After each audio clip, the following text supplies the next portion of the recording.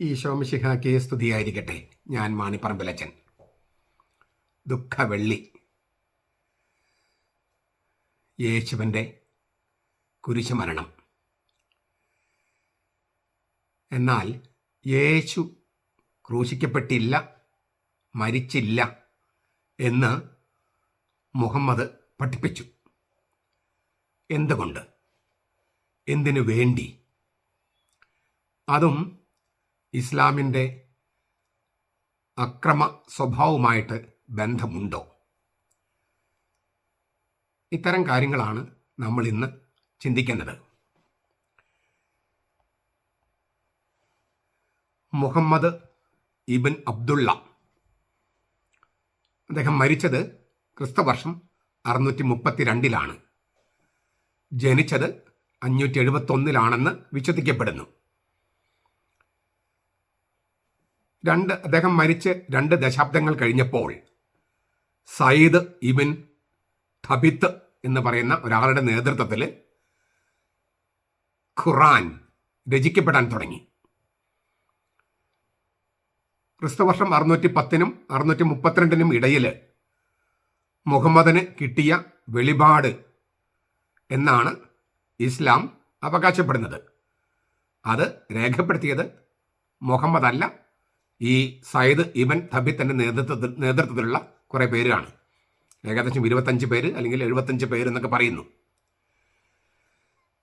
അതിൽ ഈ ഖുറാനിൽ 4-ാം സൂറ 157 158 വാക്യങ്ങളിൽ ഇങ്ങനെ വായിക്കുന്നു: പ്രശംസിച്ചുകൊണ്ട് അവർ യഹൂദന്മാർ പറഞ്ഞു, മറിയത്തിന്റെ മകനും അള്ളാഹുവിൻ്റെ ദൂതനുമായ ക്രിസ്തു യേശുവിനെ ഞങ്ങൾ കൊന്നു.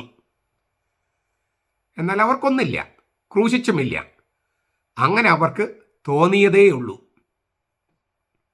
ഇതാണ് മുഹമ്മദ് പറഞ്ഞതായിട്ട് ഇവർ രേഖപ്പെടുത്തിയിരിക്കുന്നത്. ഖുറാനിലെ വചനമാണ്. യേശുവിനെ ക്രൂശിച്ചുമില്ല, കൊന്നുമില്ല. അങ്ങനെ ചെയ്തുവെന്ന് യഹൂദന്മാർക്ക് തോന്നിയതാണ്. ഇതിൻ്റെ വെളിച്ചത്തിൽ പല വ്യാഖ്യാനങ്ങൾ മുസ്ലിം പണ്ഡിതന്മാരും സഹോദരന്മാരും നൽകുന്നുണ്ട്. ഒരു വ്യാഖ്യാനം, ഒരാളെ ക്രൂശിക്കും കൊല്ലും ചെയ്തു, പക്ഷെ അത് യേശുവല്ല, മറിച്ച് കിറേനക്കാരൻ ഷിമിയോനോ അല്ലെങ്കിൽ യൂദസ് കറിയോത്തയോ ആണ്. അപ്പൊ യേശുവല്ല കുരിശിലേറിയതും മരിച്ചതുമെന്നാണ് ഒരു വ്യാഖ്യാനം. മറ്റൊരു വ്യാഖ്യാനം, ആരും അവിടെ കുരിശിൽ മരിച്ചില്ല, അത് തോന്നിയതേയുള്ളൂ, ഒരു പ്രത്യക്ഷപ്പെടൽ മാത്രം, ഒരു തോന്നൽ. നമുക്ക് ഒരു ചോദ്യം ഉന്നയിക്കാം. ക്രിസ്തു ക്രൂശിക്കപ്പെട്ട് മരിച്ച് ഏകദേശം 7 നൂറ്റാണ്ടുകൾ കഴിഞ്ഞിട്ടാണ് മുഹമ്മദ് യേശുവിനെ ക്രൂശിലേറ്റിയില്ല, കൊന്നുമില്ല എന്ന് പറയുന്നത്. അദ്ദേഹം എന്തടിസ്ഥാനത്തിലാണ് ഇത് പറയുന്നത്? ഏതെങ്കിലും ഒരു തെളിവെങ്കിലും അദ്ദേഹം ഹാജരാക്കിയിട്ടുണ്ടോ? ഏതെങ്കിലും ഒരു സാക്ഷികളുടെ മൊഴിയെങ്കിലും അദ്ദേഹം കാണിച്ചു തന്നിട്ടുണ്ടോ? യേശുവിന് കുരിശിലേറ്റിയില്ല, യേശു മരിച്ചില്ല എന്ന് പറയാൻ യേശുക്രിസ്തു കുരിശിലേറി മരിച്ച് 7 നൂറ്റാണ്ട് കഴിഞ്ഞിട്ടാണ് തുറക്കണം. 7-ാം നൂറ്റാണ്ടിലാണ്. അവർ 600 ചില്ലാനും വർഷം കഴിഞ്ഞിട്ടാണ് അദ്ദേഹം പറയുന്നത്. അങ്ങനെ ചരിത്രത്തിൽ 600 വർഷം മുമ്പ് നടന്ന ചരിത്രത്തിൽ ഒരു സംഗതി അത് സംഭവിച്ചില്ല എന്ന് പറയണമെങ്കിൽ തെളിവുകൾ ഹാജരാക്കണ്ടേ? ഏതെങ്കിലും തരത്തിലുള്ള തെളിവുകൾ. അങ്ങനെ എന്തെങ്കിലും തെളിവുകളോ സാക്ഷികളോ അദ്ദേഹം ഹാജരാക്കിയിട്ടുണ്ടോ? ഇല്ല. അങ്ങനെയെങ്കിൽ ഈ യേശു മരിച്ചു എന്ന സത്യം നിഷേധിക്കാൻ അദ്ദേഹത്തിന് എന്തവകാശമാണുള്ളത്? ഈ തെളിവുകളും മൊഴികളും സാക്ഷികളും ഒന്നും ഇല്ലെങ്കിൽ അപ്പം ഒരു നുണയാണ്. അപ്പം എന്തിനാണ് ഇങ്ങനെ ഒരു നുണ പറഞ്ഞത്? നുണയാണ് എന്ന് പറയാനായിട്ട് നമുക്ക് ചില ശക്തമായ കാരണങ്ങളുണ്ട്. ആ കാരണങ്ങൾ നമുക്കൊന്ന് പരിശോധിക്കാം. ഒന്നാമത്തെ, യേശു മരിച്ചു, കുരിശിലേറി മരിച്ചു എന്നതിൻ്റെ തെളിവുകൾ ഞാൻ ഹാജരാക്കണം. ആദ്യം തെളിവുകളും സാക്ഷികളും ഹാജരാക്കാം. പിന്നെ ബൈബിളിന് പുറത്തുള്ള കുറേ രേഖകൾ ഹാജരാക്കാം. അത് കഴിഞ്ഞിട്ട് നമുക്ക് ഈ ചോദ്യത്തിലേക്ക് വീണ്ടും വരാം. എന്തുകൊണ്ട് പിന്നെ അങ്ങനെ മുഹമ്മദ് ചെയ്തു, എന്തിനു വേണ്ടി ചെയ്തു, അതും ഇസ്ലാമിൻ്റെ ഈ ആക്രമണ സ്വഭാവമായിട്ട് എന്താണ് ബന്ധം, ഇത്തരം കാര്യങ്ങൾ നമുക്ക് അവസാനം പരിശോധിക്കാം. അതിനു മുമ്പ് യേശു മരിച്ചു എന്നതിനും അത് ക്രൂശിക്കപ്പെട്ട് മരിച്ചു എന്നതിനും ശക്തമായ സാക്ഷികളുടെയും രേഖകളുടെയും എഴുതപ്പെട്ട രേഖകളുടെയും ഒക്കെ തെളിവുകൾ ഞാനൊന്ന് ഹാജരാക്കട്ടെ. മിക്കതും നമുക്കറിയാവുന്ന കാര്യങ്ങളാണ്, എങ്കിലും അതിൻ്റെ ചില ചരിത്രപരമായ ചില അംശങ്ങൾ ചിലപ്പോൾ നമ്മുടെ അറിയാമെങ്കിലും ചിലപ്പം അത് അത്ര അങ്ങനെ ക്ലിക്കാവണമെന്നില്ല. അതുകൊണ്ട് അതുകൂടി കൂട്ടിവെച്ചിട്ടാണ് ഞാൻ പറയുന്നത്. കൊരിന്ത്യർക്കാർക്ക് എഴുതിയ ലേഖനം അത് പൗലോസ് ലേഖ എഫേസോസിൽ വെച്ച് ക്രിസ്തുവർഷം 56 എഴുതിയതാണ്. ക്രിസ്തുവർഷം 56 ഇപ്പോഴത്തെ തുർക്കിയിലുള്ള എഫേസോസിൽ വെച്ച് എഴുതിയതാണ് ഈ കൊരിന്ത്യർ സഭയ്ക്കുള്ള ഒന്നാമത്തെ ലേഖനം. അതിൽ 15-ാമത്തെ അധ്യായം 3-4 വാക്യങ്ങൾ, ക്രിസ്തു നമ്മുടെ പാപങ്ങൾക്ക് വേണ്ടി തിരുവെഴുത്തുകൾ പ്രകാരം മരിച്ചു അടക്കപ്പെട്ടു, തിരുവെഴുത്തുകൾ പ്രകാരം 3-ാം നാൾ ഉയർത്തെഴുന്നേറ്റു. വളരെ ശക്തമായിട്ടുള്ള ഒരു തിരുവചനമാണിത്. ക്രിസ്തു നമ്മുടെ പാപങ്ങൾക്ക് വേണ്ടി തിരുവെഴുത്തുകൾ അനുസരിച്ച് മരിച്ചു അടക്കപ്പെട്ടു, തിരുവെഴുത്തുകൾ പ്രകാരം 3-ാം നാൾ ഉയർത്തെഴുന്നേറ്റു. ഇത് ആരാ എഴുതിയിരിക്കുന്നത്? പൗലോസ്. ഈ പൗലോസ് ക്രിസ്തുവർഷം 34 സ്തെഫാനോസിനെ കല്ലെറിഞ്ഞ് കൊല്ലുന്നതിന് ദൃക്സാക്ഷിയാണ്. നടപടി ഗ്രന്ഥം 7:59. അതായത് യേശു മരിച്ചതിൻ്റെ, കുരിശിൽ മരിച്ചതിൻ്റെ അത് AD 33 ഏപ്രിൽ 3 വെള്ളിയാഴ്ചയാണ്. നമ്മൾ കഴിഞ്ഞ ദിവസങ്ങളൊക്കെ വളരെ വിശദമായിട്ട് അതിനെക്കുറിച്ച് കണ്ടു. അത് കഴിഞ്ഞ് 1 കൊല്ലം കഴിയുമ്പോഴാണ് സ്തെഫാനോസ് കൊല്ലപ്പെടുന്നത്. അന്ന് പൗലോസ് ഒരു ചെറുപ്പക്കാരനാണ്, 28-നും 40-നും ഇടയ്ക്ക് പ്രായമുള്ള ഒരു യുവാവ്. ഈ സ്തെഫാനോസിനെ കല്ലെറിഞ്ഞ് കൊല്ലുന്ന ആ രംഗത്തിന് സാക്ഷിയാണ്. കല്ലെറിഞ്ഞവരുടെ വസ്ത്രം സൂക്ഷിച്ചിരുന്നത് പൗലോസാണ്. ആ പൗലോസാണ്, അതായത് ക്രിസ്തു മരിച്ച് 1 കൊല്ലം കഴിഞ്ഞപ്പോൾ സ്തെഫാനോസിനെ കല്ലെറിഞ്ഞ് കൊന്നു. അതിന് സാക്ഷിയായ ദൃക്സാക്ഷിയായ പൗലോസാണ് കൊരിന്ത്യർക്ക് എഴുതിയ ലേഖനത്തിലെ ക്രിസ്തു 56 പറയുന്നത്, ക്രിസ്തു മരിച്ചു അടക്കപ്പെട്ടു, 3-ാം നാൾ ഉയർത്തെഴുന്നേറ്റു. ക്രിസ്തുവിൻ്റെ ജനനത്തോടും മരണത്തോടും വളരെ അടുത്ത് നിൽക്കുന്ന ഒരു സാക്ഷിയും ഒരു ലിഖിത രേഖയുമാണ് ഈ നമ്മൾ കണ്ടത്. കുറേ വർഷങ്ങൾക്ക് ശേഷമല്ല, ക്രിസ്തു മരിച്ച 1 വർഷം അതിനു മുമ്പിലേക്ക് നമുക്ക് പോകാം. യെറൂസലേമിൽ വെച്ച് ക്രിസ്തു മരിച്ചത് AD 33 ഏപ്രിൽ 3 വെള്ളിയാഴ്ചയാണ്.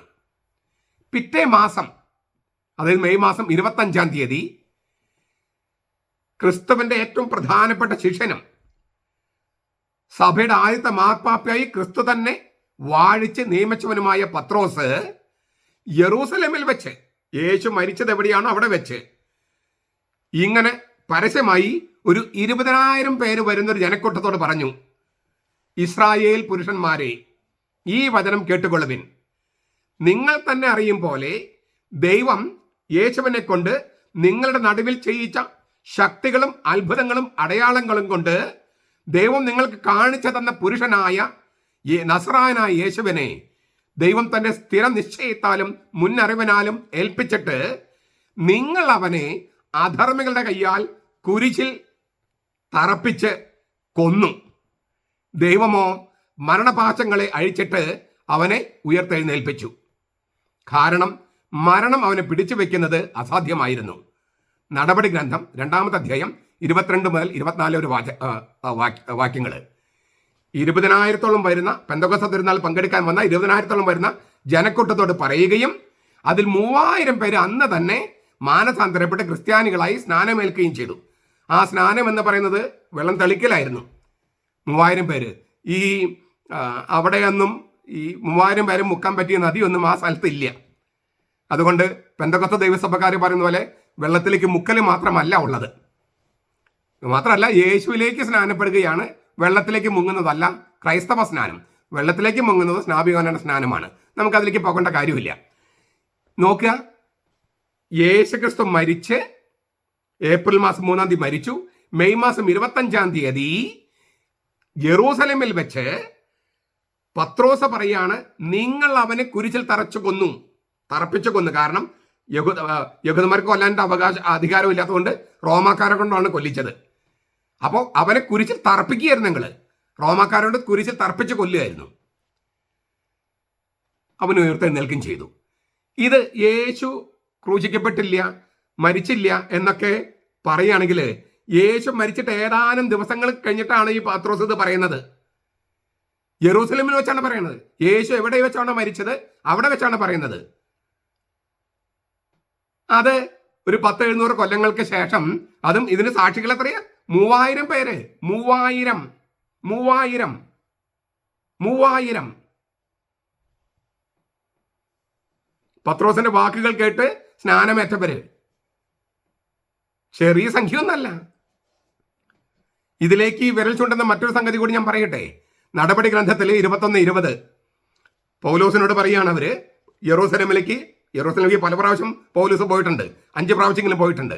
ഒരു പ്രാവശ്യം ചെല്ലുമ്പോൾ അത് ഏറ്റവും അവസാനത്തെ യാത്ര ഈ വിജാതി സഭകളിൽ നിന്ന് പിരിച്ച പണവുമായിട്ട് യെറൂസലേമിൽ പോയി ആ പണം ഏൽപ്പിക്കാൻ വേണ്ടി പോയ സമയത്ത് അവര് പൗലോസിനോട് പറയുന്നൊരു വചനം നടപടി ഗ്രന്ഥം 21:20 കാണാം.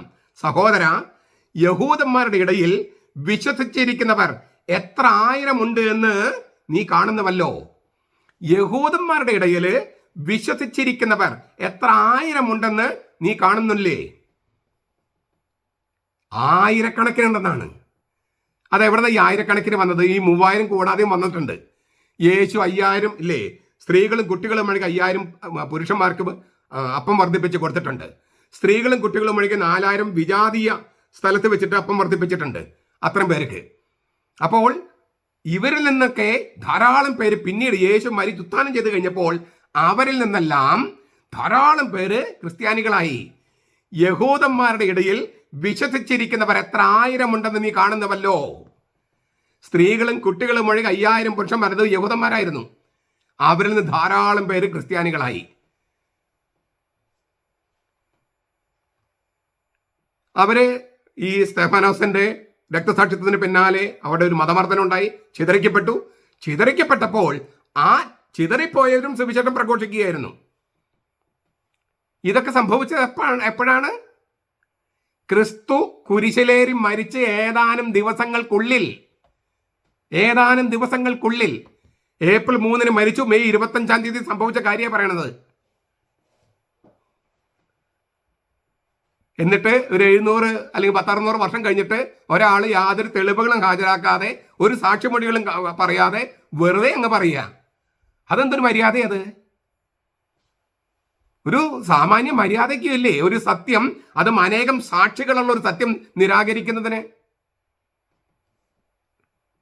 യേശു ക്രിസ്തു നേരിട്ട് വിളിച്ച ശിഷ്യനും അങ്കത്താഴത്തിലെ യേശുവിന്റെ വക്ഷത്തിലേക്ക് ചാരിക്കിടന്നവനും യോഹന്നാൻ 13:23 യേശുവിന്റെ കുരിശിന് താഴെ നിന്ന ദൃക്സാക്ഷിയുമായ യോഹന്നാൻ 19:25-27 രേഖാമൂലം രേഖാമൂലം അറിയിക്കുന്നു.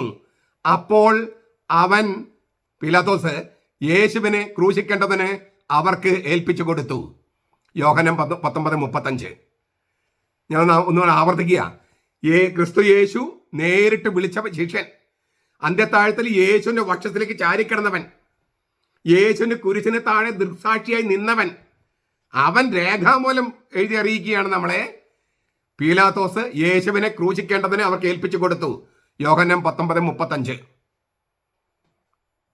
ദൃക്സാക്ഷിയെ പറയണേ, കർത്താവിന്റെ കൂടെ ജീവിച്ചവൻ, ക്രിസ്തു നേരിട്ട് വിളിച്ച ശിഷ്യനും അപ്പസ്തോലനും ലേവി എന്ന് വിളിക്കപ്പെടുന്നവനുമായി മത്തായി, ക്രിസ്തുവിന്റെ അപ്പസ്തോലൻ 12 പേരിൽ ഒരുവൻ. ക്രിസ്തുവർഷം 50-നും 65-നും ഇടയില് സുവിശേഷം എഴുതി. അതായത് അവൻ പ്രഘോഷിച്ച കാര്യങ്ങൾ തന്നെ പിന്നെ എഴുതി വെച്ചു. ക്രിസ്തു മരിച്ച് ഉത്ഥാനം ചെയ്തതോടെ അവർ പ്രഘോഷിക്കാൻ തുടങ്ങി.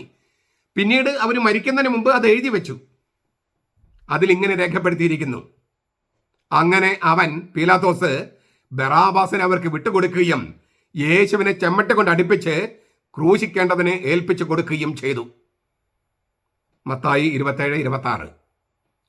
ക്രിസ്തുവർഷം 26-നും 36-നും ഇടയിൽ റോമായിലെ ഗവർണറായിരുന്നു പീലാത്തോസ്, പൊന്തിയോസ് പീലാത്തോസ് എന്ന കാര്യത്തിന് ചരിത്രപരമായ തെളിവുകൾ ആവശ്യത്തിലധികമുണ്ട്. അപ്പോൾ എത്ര ദൃക്സാക്ഷികളുടെ വിവരണമാണ്! കർത്താവിൻ്റെ കൂടെ ജീവിച്ചവരുടെ, കുറേ നാൾ കഴിഞ്ഞിട്ടല്ല, കർത്താവിൻ്റെ കൂടെ ജീവിച്ചവർ, അവർ സുവിശേഷം പ്രഘോഷിച്ചു ആദ്യം. പിന്നെ അവർ പ്രായമായി മരിക്കാൻ നേരത്താണ് തങ്ങൾ പ്രഘോഷിച്ച കാര്യങ്ങളൊക്കെ എഴുതി വെച്ചത്. അതുകൊണ്ടാണ് വിശുദ്ധ പാരമ്പര്യം എന്ന് പറഞ്ഞ ഈ വാമൊഴി ഇതാണ്. സോള സ്ക്രിപ്തൂര എന്ന് പറഞ്ഞാൽ പോരാ എന്ന് നമ്മൾ പറയുന്നതിൻ്റെ കാരണം ഇതാണ്. ആദ്യമുണ്ടായത് വിശുദ്ധ പാരമ്പര്യമാണ്. വിശുദ്ധ പാരമ്പര്യത്തിലെ, സഭയിലെ പാരമ്പര്യത്തെ കുറച്ച് കാര്യങ്ങളാണ് എഴുതി വെച്ചിട്ടുള്ളൂ. എല്ലാ കാര്യങ്ങളും എഴുതി വെച്ചിട്ടില്ല. അങ്ങനെ എഴുതി വെക്കാൻ പറ്റില്ലെന്ന് യോഹന്നാൻ എഴുതിയിട്ടുണ്ട് താനും. യേശുക്രിസ്തു നേരിട്ട് വാഴിച്ച ആദ്യത്തെ മാർപ്പാപ്പയാണ് പത്രോസ്. മത്തായി 16:20, യോഹന്നാൻ 21:15-17. ആ ആദ്യത്തെ മാർപ്പാപ്പയ പത്രോസിന്റെ ശിഷ്യനും പത്രോസിന്റെ പ്രസംഗങ്ങൾ രേഖപ്പെടുത്തിയിരുന്ന ആളുമായ യോഹന്നാൻ മർക്കോസ്, ജോൺ മാർക്ക്, ഈ നേരത്തെ പറഞ്ഞ കാര്യങ്ങൾ സ്ഥിരീകരിച്ചുകൊണ്ട് എഴുതുകയാണ്. മർക്കോസ് 15:15 പീലാത്തോസ് പുരുഷാരത്തിന് തൃപ്തി വരുത്താൻ ഇച്ഛിച്ചുകൊണ്ട് ബറാബാസിനെ അവർക്ക് വിട്ടുകൊടുക്കുകയും യേശുവിനെ ചമ്മട്ട് കൊണ്ട് അടുപ്പിച്ച് ക്രൂശിക്കാൻ ഏൽപ്പിച്ചു കൊടുക്കുകയും ചെയ്തു. മർക്കോസ് 15:15. പൗലോസിന്റെ സ്നേഹിതനും, പൗലോസിനെ കുറിച്ച് നമ്മൾ പറഞ്ഞു കഴിഞ്ഞു. പ്രേക്ഷിതയാത്ര, പൗലോസിന്റെ പ്രേക്ഷിതയാത്രയിലും റോമായാത്രയിലും റോമായിലെ വീട്ടുതടങ്കലിലും പൗലോസിന്റെ കൂടെ ഉണ്ടായിരുന്നവനുമായ ലൂക്കാസ്, നടപടിഗ്രന്ഥം 16:10-17, 20:5-15, നടപടിഗ്രന്ഥം 27:1 മുതൽ 28:16 വരെ. അതായത് പൗലോസിന്റെ കൂടെ യാത്ര ചെയ്ത ആളാണ് ലൂക്കാസ്. റോമായിലേക്കുള്ള പീഡാനുഭവ യാത്രയിലും ലൂക്കാസ് പൗലോസിന്റെ കൂടെ ഉണ്ടായിരുന്നു. റോമായിൽ പൗലോസ് വീട്ടുതടങ്കലിലായിരുന്നപ്പോഴും ലൂക്കാസ് കൂടെ ഉണ്ടായിരുന്നു. ഈ 3 ടെക്സ്റ്റുകൾ ഞാൻ പറഞ്ഞതൊക്കെ അതിന് തെളിവുകളാണ്. ആ ലൂക്കാസ് എഴുതുകയാണ്, രേഖപ്പെടുത്തി വെച്ചിരിക്കുകയാണ്. അവനെ ക്രൂശിക്കേണ്ടതിന് ഉറക്കെ ചോദിച്ചുകൊണ്ടിരുന്നു. അവരുടെ നിലവിളി ഫലിച്ചു. അവരുടെ അപേക്ഷ പോലെ ആകട്ടെ എന്ന് പീലാത്തോസ് വിധിച്ചു. കലഹവും കൊലപാതകവും ഹേതുവായി തടവിലായവനെ അവരുടെ അപേക്ഷ പോലെ വിട്ടുകൊടുക്കുകയും യേശുവിനെ അവരുടെ ഇഷ്ടത്തിന് ഏൽപ്പിച്ചു കൊടുക്കുകയും ചെയ്തു. ലൂക്ക 23 മുതൽ 25 വരെ വാക്യങ്ങൾ.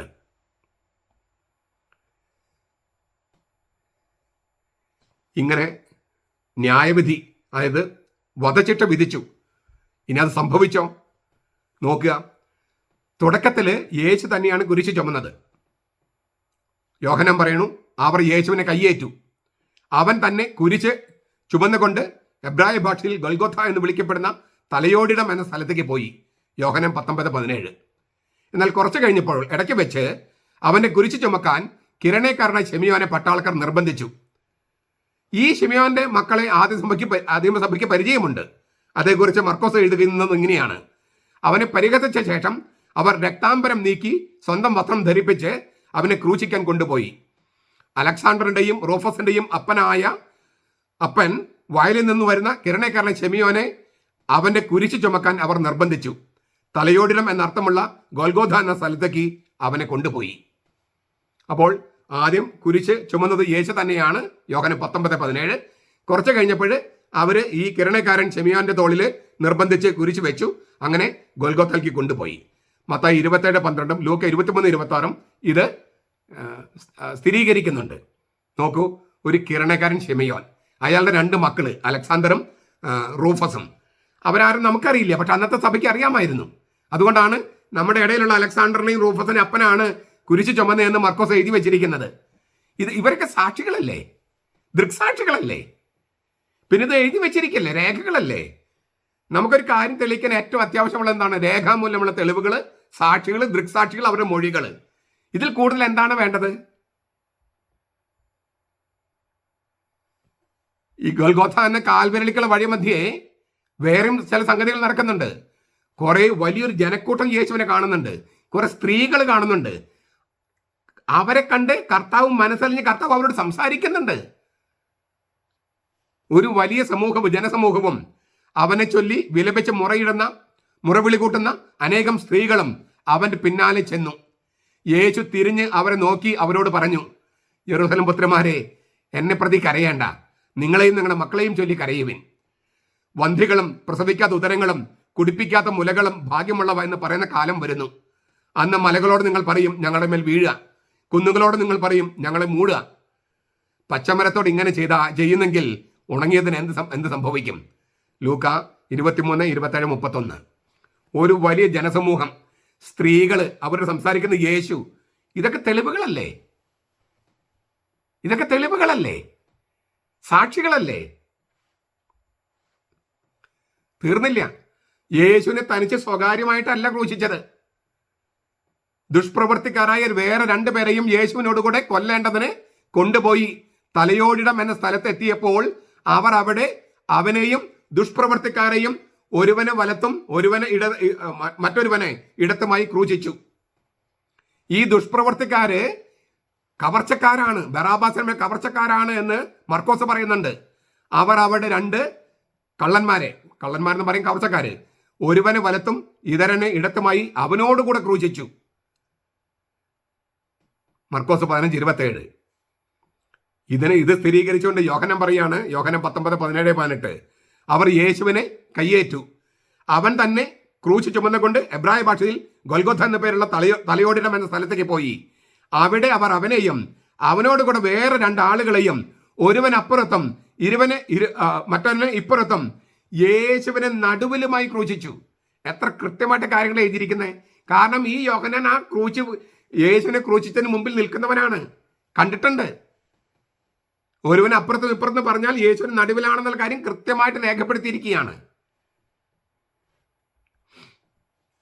ഏത് മണിക്കൂറിലാണ് യേശുവിനെ ക്രൂശിച്ചതെന്ന് കൃത്യമായിട്ട് രേഖപ്പെടുത്തിയിട്ടുണ്ട്.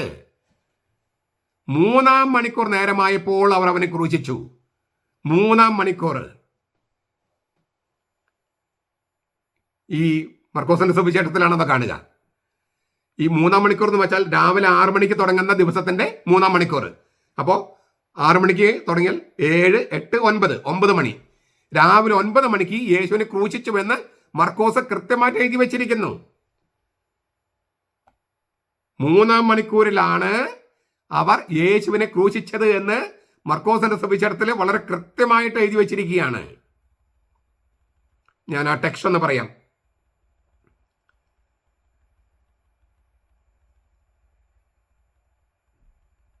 ഒരു സെക്കൻഡ്. മർക്കോസ് 15:25. മർക്കോസ് 15:25 പറഞ്ഞിരിക്കുകയാണ് 3-ാം മണിക്കൂറിൽ, അതായത് രാവിലെ 9 മണിക്ക്.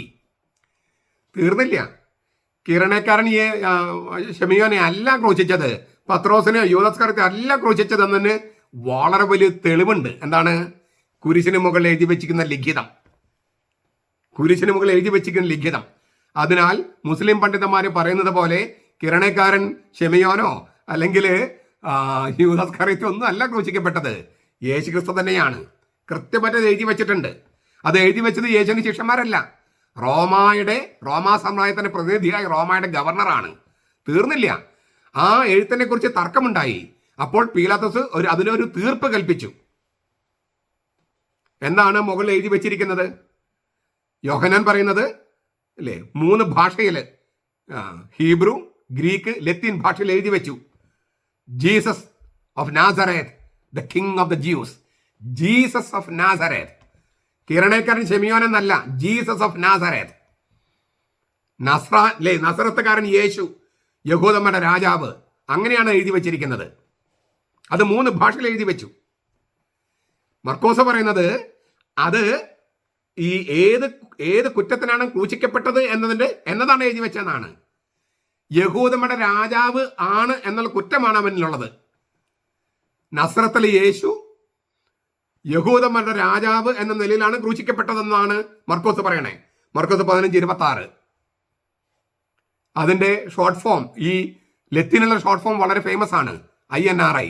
ഞാൻ മുൻപൊരു വീഡിയോയിൽ പറഞ്ഞിരുന്നു. അതിന് ഗ്രീക്കിലുള്ളതും അതിന്റെ ഹീബ്രുവിലുള്ളതിന്റെ ഷോർട്ട് ഫോം എടുത്തു കഴിഞ്ഞാൽ അത് യാഹ്വ എന്നാണെന്നൊക്കെ നമ്മൾ മുൻപൊരിക്കൽ കണ്ടതാണ്.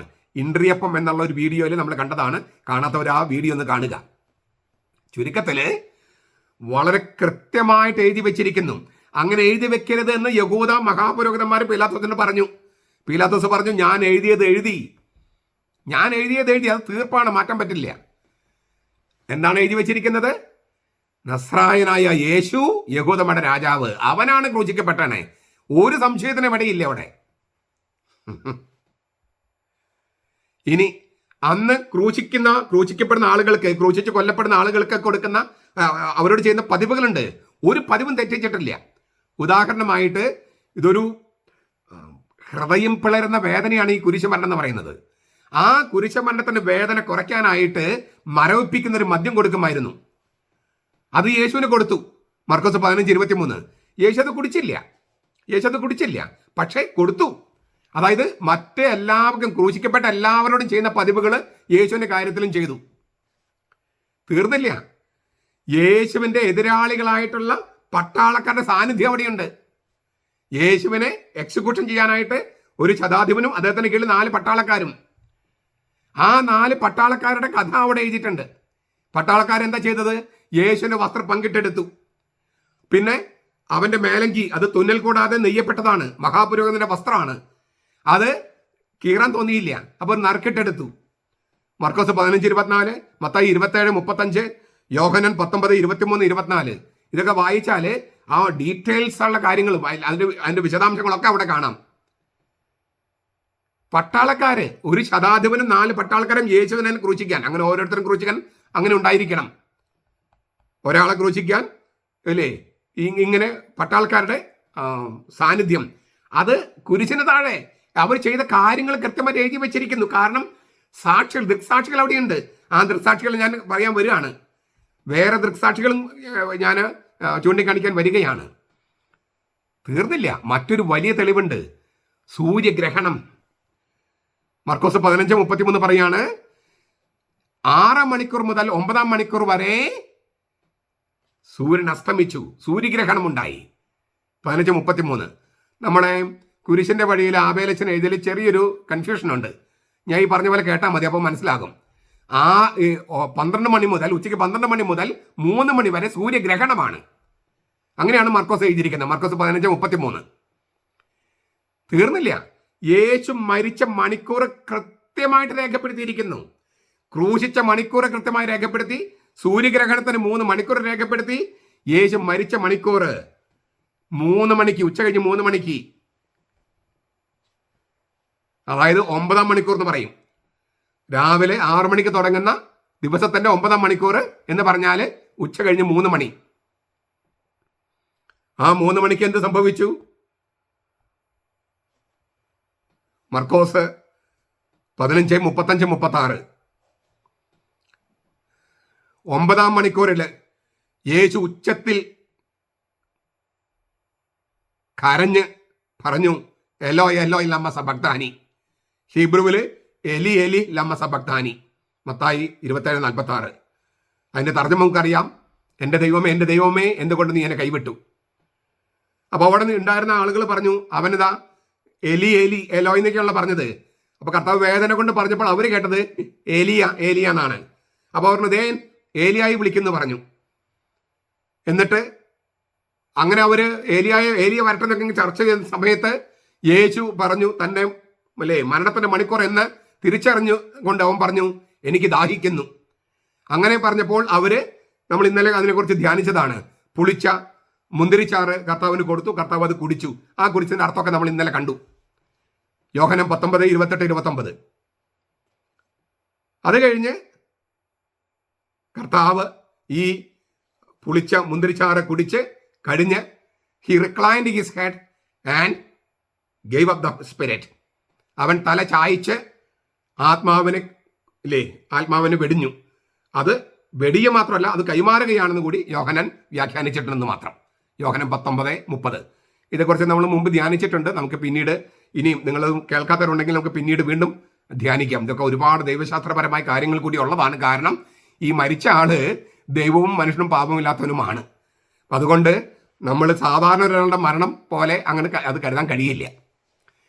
അപ്പൊ യേശു കൃത്യമായിട്ട് മരിച്ചതിന്റെ സമയവും സാക്ഷികളും എങ്ങനെ മരിച്ചതെന്നും എന്തൊക്കെ മരണസമയത്ത് ചെയ്ത കാര്യങ്ങളൊക്കെ കൃത്യമായിട്ട് എഴുതി വെച്ചിരിക്കുക. ഇതിന് വിപരീതമായ തെളിവുകളോ സാക്ഷികളോ ഹാജരാക്കാതെ 10 ചില്ലാനും വർഷം കഴിഞ്ഞിട്ട് അതൊന്നും ശരിയല്ല, അതൊക്കെ തോന്നിയതാണെന്ന് പറഞ്ഞാൽ അതിനെന്തെങ്കിലും ഒരു തെളിവ് കാണിച്ചെങ്കിൽ നമുക്ക് മനസ്സിലാക്കാമായിരുന്നു. ഒരു തെളിവും ഹാജരാക്കിയിട്ടില്ല. അപ്പൊ അത് ഭയങ്കര എന്താ പറയുക, അക്രമമാണ് ചെയ്തത്. ഒരു സത്യത്തിന് ഇത്രമാത്രം സാക്ഷികളും രേഖകളും ഉണ്ടായിട്ട് മറിച്ച് ഒരു രേഖയോ സാക്ഷിയോ ഹാജരാക്കാതെ ആ സത്യം സത്യമല്ല എന്ന് പറയണമെങ്കിൽ, അത് നുണയാണെന്ന് പറയണമെങ്കിൽ അപാരമായ അധാർമിക ചങ്കൂറ്റം വേണം. തീർന്നില്ല, കർത്താവിന്റെ മരണം സ്ഥിരീകരിക്കുന്നു. അടുത്ത തെളിവാണ് യോഹന്നാൻ 19:31-34. ഈ യഹൂദരുടെ ഒരുക്ക ദിവസമാണ്. ഒരുക്ക ദിവസം പെരുന്നാളിൻ്റെ അന്ന് ഈ ശവശരീരങ്ങൾ ഇങ്ങനെ കുരിശിൽ കിടക്കാൻ പാടില്ല. അതുകൊണ്ട് സാബത്തിൽ ഒരുക്ക ദിവസമാണ്. അപ്പോൾ അതുകൊണ്ട് ഈ ആ ശരീരങ്ങൾ എടുത്ത് മാറ്റണമെന്ന് യഹൂദന്മാരെന്ന് പീലാത്തോസിന് ചെന്ന് പറഞ്ഞു. അങ്ങനെ മരിച്ചിട്ടില്ലെങ്കിൽ അവരെ കണങ്കാലുകൾ മുട്ടിന് താഴെ വെച്ച് വെട്ടിക്കളയും, അങ്ങനെ പെട്ടെന്ന് മരിക്കാനായിട്ട്. അങ്ങനെ പട്ടാളക്കാർ വന്നു. രണ്ട് ഈ അപ്പുറത്തും ഇപ്പുറത്തുള്ള കവർച്ചക്കാരുടെ കണങ്കാലുകൾ തകർത്തു. യേശുവിന്റെ മുമ്പിൽ വന്നപ്പോൾ യേശു മരിച്ചു കഴിഞ്ഞവർക്ക് മനസ്സിലായതിനാൽ കണങ്കാല് തകർത്തില്ല. ഒരു പടയാളി അവന്റെ വിലാപ്പുറത്ത് കുത്തി അവിടുന്ന് രക്തവും വെള്ളവും ഒഴുകി. യോഹന്നാൻ 19:31-34. യേശു മരിച്ചു കഴിഞ്ഞു എന്ന് കണ്ടതിനാൽ, അങ്ങനെ എഴുതിയിരിക്കുന്നേ, യേശു മരിച്ചു എന്ന് കണ്ടതിനാൽ കണങ്കാലുകൾ തകർത്തില്ല. യേശുവിനെ ക്രൂശിച്ചില്ല, അവൻ മരിച്ചില്ല എന്ന് പറയാൻ ഇത്രയും വ്യക്തമായിട്ട് എഴുതിയ രേഖകളും സാക്ഷികളും നിഷേധിക്കാൻ ആരാണ് മുഹമ്മദിന് അധികാരം കൊടുത്തത്? എന്നിട്ട് ഇതൊക്കെ കണ്ടുകൊണ്ടിരിക്കുന്ന യോഹന്നാൻ പറഞ്ഞിരിക്കുകയാണ്, ഇത് കണ്ട ആൾ തന്നെ സാക്ഷ്യപ്പെടുത്തിയിരിക്കുന്നു, അവന്റെ സാക്ഷ്യം സത്യമാണെന്ന് അവൻ അറിയും ചെയ്യാം. ഇത് കണ്ട ആൾ തന്നെ സാക്ഷ്യപ്പെടുത്തിയിരിക്കുന്നു, ആ സാക്ഷ്യം സത്യമാണെന്ന് അവൻ അറിയാം. നിങ്ങളും വിശ്വസിക്കേണ്ടതിന് ആ സത്യം അവൻ എഴുതി വെച്ചിരിക്കുന്നു. ഇതിനേക്കാൾ കൂടുതൽ തെളിവ് എവിടെയാണ്? ഏത് കോടതിയിലാണ്? ഏത് ലോകത്താണ് ഉണ്ടാവുക? യോഹന്നാൻ 19:35-37. ഇനി യേശുവിന് ശിഷ്യന്മാർ, ഞാൻ പറഞ്ഞു, കള്ളന്മാര്, കവർച്ചക്കാര്, കിരണക്കാരൻ ഷെമിയോൻ, അങ്ങനെ ഒരുപാട് സ്ത്രീകളൊക്കെ പറഞ്ഞു. ഇനി യേശുവിനെ കൊല്ലാനായിട്ട് ഉത്തരവാദിത്തമുണ്ടായിരുന്ന റോമൻ ശതാധിപൻ, റോമാക്കാരനായ ശതാധിപൻ, ആ ശതാധിപൻ കുരിശിന് താഴെ നിന്നിട്ട് കർത്താവിന്റെ ആ മരണത്തിന്റെ സവിശേഷത കണ്ടിട്ട് വിളിച്ചു പറഞ്ഞു, സത്യമായും ഈ മനുഷ്യൻ ദൈവപുത്രനായിരുന്നു. മർക്കോസ് 15:39. അത് മത്തായി സ്ഥിരീകരിക്കുന്നുണ്ട്, മത്തായി 27:54. യേശുവിന്റെ മരണത്തിന് മറ്റ് സാക്ഷികള് മത്തായി 27:55-56, മർക്കോസ് 5:40-41. മറ്റനേകം സ്ത്രീകളും ഇല്ലേ ഇത് നോക്കിക്കൊണ്ട് അകലെ നിന്നിരുന്നു. അവര് ഗലീലിൽ നിന്ന് യേശുവിനെ അനുഗമിച്ചവരായിരുന്നു, യേശുവിനെ ശുശ്രൂഷിച്ചവരായിരുന്നു. ആരൊക്കെയാണ്? ചില ആളുകൾ എടുത്തു പറയാണ്, മറിയ മഗ്ദലേന, യേശുവിന്റെ സഹോദരന്മാർ എന്നറിയപ്പെടുന്ന യാക്കോബ്, യോസെ എന്നിവരുടെ അമ്മയായ മറിയം, സെബദീ പുത്രന്മാരുടെ അമ്മ, ഇവരൊക്കെ അവിടെ ഉണ്ടെന്ന് മത്തായി പറയണു. മറിയ മഗ്ദലേന, ഈ യാക്കോബിന്റെയും യോസയുടെയും യേശുവിന്റെ സഹോദരന്മാർ അറിയപ്പെട്ടിരുന്നതാണ്. അവരുടെ അമ്മയായ ക്ലയോഫയുടെ മറിയം, ക്ലയോഫ എന്ന് പറഞ്ഞ അവരപ്പന്റെ പേരാണ്, ഈ മറിയത്തിന്റെ ഭർത്താവിന്റെ പേര്. യേശുവിന്റെ സഹോദരന്മാര് ആരാന്നും കൂടി അവിടെ സൂചന നൽകുകയാണ്. അവരുടെ അമ്മ ക്ലയോപ്പയുടെ ഭാര്യ മറിയമാണ്, യേശുവിന്റെ അമ്മ മറിയമല്ലെന്നും മത്തായി സൂചന നൽകുകയാണ്. നമുക്കതിന്റെ നമ്മൾക്കിതൊക്കെ പല പ്രാവശ്യം ആരാണ് യേശുവിന്റെ സഹോദരന്മാരൊക്കെ നമ്മൾ പല പ്രാവശ്യം നമ്മൾ കണ്ടിട്ടുള്ളതാണ്. ചുരുക്കത്തില് ധാരാളം പേര് ദൃക്സാക്ഷികളാണ് യേശുവിന്റെ മരണത്തിന്. യോഹന്നാനെ കൂടാതെ, റോമൻ സഞ്ചാരിനെ കൂടാതെ, പട്ടാളക്കാരനെ കൂടാതെ സ്ത്രീകള്, മറിയ മഗ്ദലേന, ക്ലയോഫയുടെ ഭാര്യ മറിയം, അതായത് യാക്കോബിന്റെയും യോസയുടെയും അമ്മയായ മറിയം, പിന്നെ സെബദീ പുത്രന്മാരുടെ അമ്മയായ സലോമി, അവരെ യേശുവിന്റെ അമ്മയുടെ സഹോദരി എന്ന് പറയുന്നുണ്ട്. ആ സഹോദരി എന്ന് പറയുന്നതും സ്വന്തം രക്തബന്ധത്തിലെ സഹോദരി ആകണമെന്നില്ല. കാരണം ആ വാക്ക് സഹോദരൻ വാക്ക് ആ തരത്തിൽ പലതരത്തിൽ ഉപയോഗിച്ചിരുന്നു. ഇനി യേശുവിനെ കബറടക്കി, മരിച്ച ആളെ കബറടക്കി, അതടുത്ത കാര്യം. ആരൊക്കെ അടക്കാൻ വന്നത്? അരിമത്തക്കാരൻ ജോസഫ്, പിന്നെ നിക്കോദോമസ്. അവരൊന്നും യേശുവിന്റെ ശിഷ്യന്മാരായിരുന്നില്ല അക്കാലത്ത്. ഇതോടുകൂടിയാണ് യേശുവിന്റെ ശിഷ്യന്മാരായി മാറുന്നത്. അരിമത്തക്കാരൻ ജോസഫ്, നിക്കോദോമസ് യഹൂദരുടെ ആചാരങ്ങളൊക്കെ അനുസരിച്ചാണ് അവന് കബറടക്കിയെന്നും അവിടെ എഴുതിയിട്ടുണ്ട്. നിങ്ങൾക്ക് വായിക്കാവുന്ന ടെക്സ്റ്റുകൾ മത്തായി 27:43-45, മത്തായി 27:46, യോഹന്നാൻ 19:39-42. അതിന്റെ വിശദാംശങ്ങൾ, യേശുവിനെ കബറടക്കിയതിന്റെ എല്ലാ വിശദാംശങ്ങളും അവിടെ കൊടുത്തിട്ടുണ്ട്.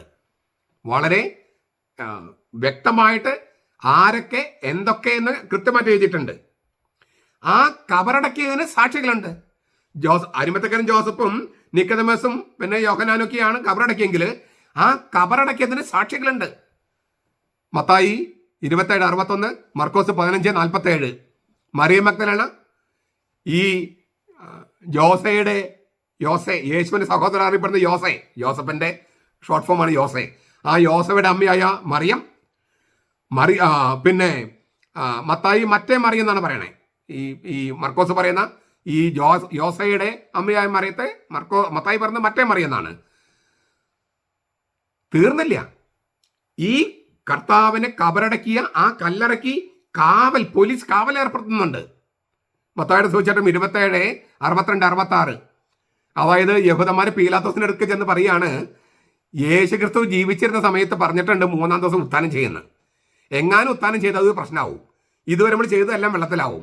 അതുകൊണ്ട് കാവൽ ഏർപ്പെടുത്തണം. അപ്പോൾ പീലാത്തോസ് പറഞ്ഞു, നിങ്ങൾക്ക് തന്നെ പോലീസ് ഉണ്ടല്ലോ, ദേവാലയ പോലീസ് ഉണ്ടല്ലോ, അവർ കാവൽ ഏർപ്പെടുത്തിക്കോളാൻ പറഞ്ഞു. അങ്ങനെ ദേവാലയ പോലീസ് വന്ന് യേശുവിന്റെ കബറിടം അടച്ചത് മുദ്ര വെച്ചു. എന്നിട്ട് പോലീസ് കാവൽ ഏർപ്പെടുത്തി. യേശുവിന്റെ കബറടക്കിയ മരിച്ച് അടക്കപ്പെട്ട ആളുടെ കബറിടത്തിന് പോലീസ് കാവല്. അത് യേശുവിന് ശിഷ്യന്മാരല്ല ചെയ്തേ, യേശുവിന് ശത്രുക്കള്. ഇതിനേക്കാൾ വലിയ തെളിവ് വേണോ? നിങ്ങൾ മുസ്ലിം സഹോദരന്മാരെ, നിങ്ങൾ വളരെ ഗൗരവത്തോടെ ഇത് കാണണം. ഇത്രമാത്രം കൃത്യമായി തെളിവുകൾ രേഖപ്പെടുത്തി വെച്ചിട്ട് സാക്ഷികൾ ഉണ്ടായിട്ട് അതെല്ലാം നിഷേധിക്കുന്നത് എങ്ങനെയാണ്? ഇനി ഏറ്റവും രസകരമായ സംഗതി ഇതല്ല. ഖുറാൻ സീരിയസ് ആയിട്ടൊന്ന് വായിച്ചു നോക്കിയാൽ ചുരുങ്ങിയത് 4 സ്ഥലത്തെങ്കിലും യേശു മരിച്ച കാര്യം ഖുറാനിൽ എഴുതിയിട്ടുണ്ട്.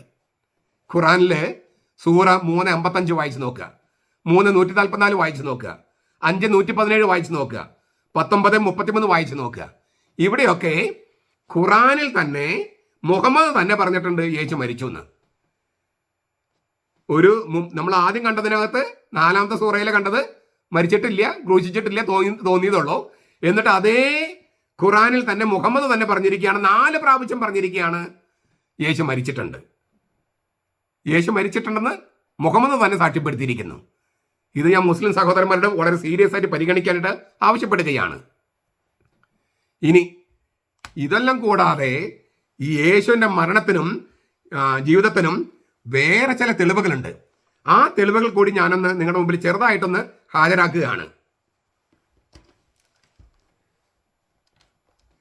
ബൈബിളിന് പുറമെയുള്ള ചില ചരിത്ര രേഖകളും അവരുടെ സാക്ഷ്യങ്ങളുമാണ് ഞാൻ പറയുന്നത്. ഒരു സെക്കൻഡ്.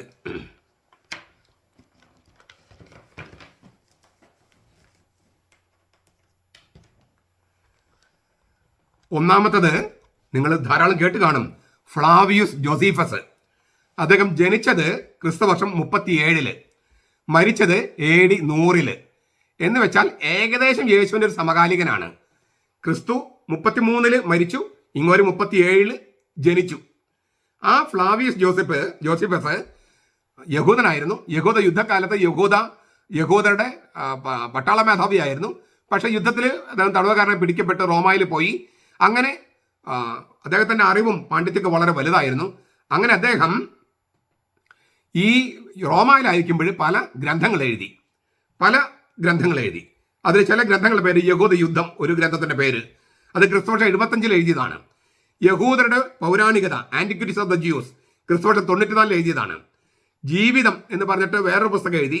പിന്നെ ആപ്പിയോണിനെതിരെ എന്ന് പറഞ്ഞിട്ട് ക്രിസ്തുവർഷം 99-100 അദ്ദേഹം ഗ്രന്ഥങ്ങൾ എഴുതി.